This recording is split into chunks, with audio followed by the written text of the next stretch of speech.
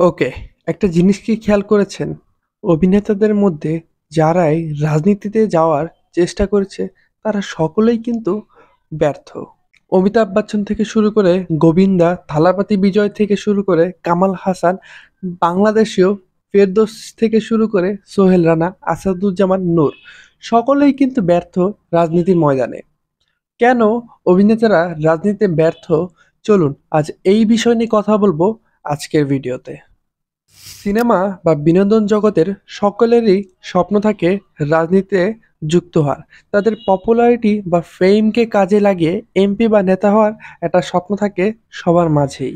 কেননা সাধারণ ব্যক্তির তুলনায় অভিনেতাদের রাজনীতিতে এমপি পদপ্রার্থী বা নমিনেশন পাওয়া কিন্তু কিছুটা ইজি। তবে কেউই আসলে তেমন একটা সফল হতে পারেনি রাজনীতির ময়দানে। বাংলাদেশি যেমন ফেরদৌস, আসাদুজ্জামান নূর, হিরো আলম, শাকিল খান, নায়ক রিয়াজ, সোহেল রানা। শুধু ঢালিউডেই না, বলিউড হলিউডেও একই সমস্যা। অমিতাভ বচ্চন, গোবিন্দা, কামাল হাসান, রজনীকান্ত কেউই কিন্তু রাজনীতির ময়দানে টিকে থাকতে পারেনি বেশি দিন। রিসেন্টলি থালাপতি বিজয় রাজনীতিতে তার আত্মপ্রকাশের পর কিন্তু কিছুটা ক্ষুব্ধ রয়েছে তার ভক্ত এবং সাধারণ জনগণ। কারণ তাকে তার ভক্তরা পপুলার বা ফেমাস বানিয়েছে, জনপ্রিয় বানিয়েছে তাকে বড় স্ক্রিনে দেখার জন্য। কিন্তু রাজনীতিতে যুক্ত হওয়ার পর তিনি ঘোষণা দেন তিনি আর সিনেমাই করবেন না। লাস্ট যে জয়া নয়াগন সিনেমাটি, এটাই তার ক্যারিয়ারের শেষ সিনেমা। এই খবরটি জানার পর কিন্তু তার ভক্তকুলরা খুব ক্ষিপ্ত হয়ে যায়, বলে যে আপনি রাজনীতি ছেড়ে দেন, তবে সিনেমা ছাড়বেন না। কারণ সিনেমার জন্য আমরা আপনাকে ভালোবাসি, রাজনীতির জন্য না। মোটা দাগে অভিনেতারা কখনোই রাজনীতির ময়দানে এসে সফল হতে পারেনি। কারো অভিনয় ক্যারিয়ারই শেষ হয়ে গিয়েছে, কিংবা কারো রাজনৈতিক এবং অভিনয় ক্যারিয়ার দুটোই একসাথে শেষ হয়ে গিয়েছে।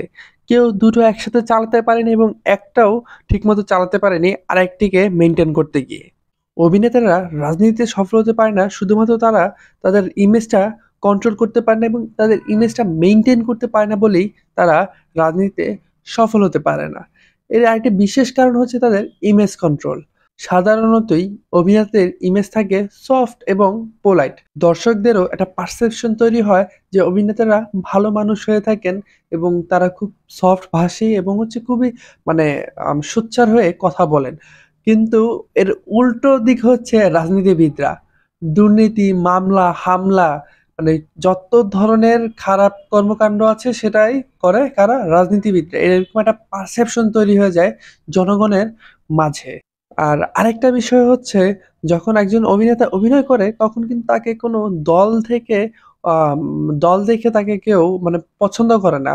মানে ধরেন বাংলাদেশের পার্সপেক্টিভেই সাকিব খান, তাকে বিএনপির লোকও পছন্দ করে, আওয়ামী লীগের লোকও পছন্দ করে, আবার জামায়াতের লোকও পছন্দ করে, এনসিপিও পছন্দ করে। আমি নিজেও তাকে পছন্দ করি।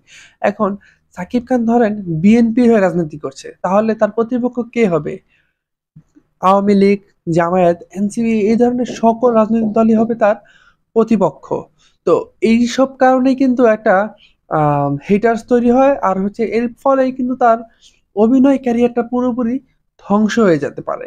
তো সকল অভিনেতাদের ক্ষেত্রেই ঘটে। যেমন মাশরাফি এবং সাকিব, পুরো বাংলাদেশ তাকে পছন্দ করে। মানে তাদের দুজনকে যে অপছন্দ করার মতো ব্যক্তি ছিল না পুরো বাংলাদেশের মধ্যে। কিন্তু যখনই তারা আওয়ামী লীগের হয়ে রাজনীতিতে আসে, তখনই কিন্তু তাদের বিদায় ঘন্টা বেজে যায়। যে আম তাদেরকে আর সে আগের সফট যে পারসেপশনে দেখতো সেটা দেখা বন্ধ হয়ে গিয়েছে। তখন পুরোদস্তুর আওয়ামী লীগের নেতা হিসেবে তাদেরকে ট্রিট করে সাধারণ জনগণ। তাই আমি মনে করি যারা শিল্পকে ভালোবাসে তাদের রাজনীতিতে না আসাই উচিত।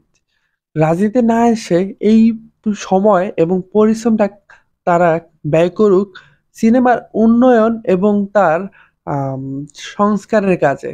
এতে হয়তোবা ইন্ডাস্ট্রি উন্নতি হবে, আর এটাই হবে তাদের সবথেকে বড় রাজনীতি।